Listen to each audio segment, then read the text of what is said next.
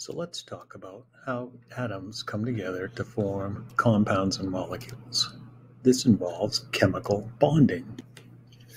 Atoms are looking to fill their valence. If they only have one layer of electrons, they would fill it with two. If they have any other layers of electrons, they're looking to get eight. So most are looking to get eight.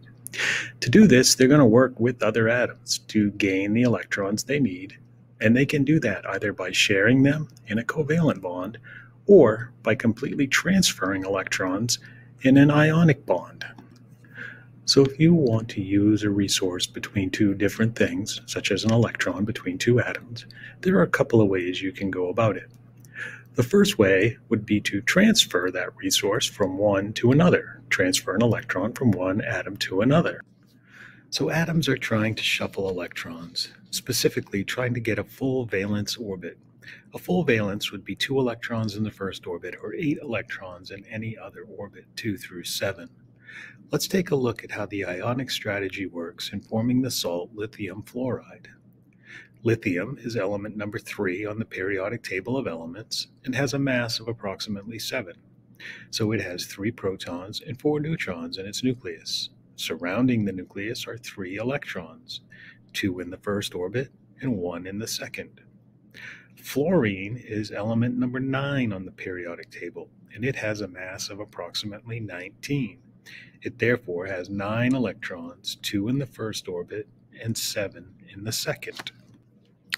Both of these atoms want a full valence shell. If we only focus on the second orbit, they would want 8 electrons, and lithium would be looking for 7 more. However, if lithium gets rid of its electron in its atom's valence, the Ni ion formed has a full valence of 2 electrons in level 1. That electron can then make its way to the fluorine atom and be used to fill its outer layer. This would make fluorine an ion now, but its ion would have a full valence of 8.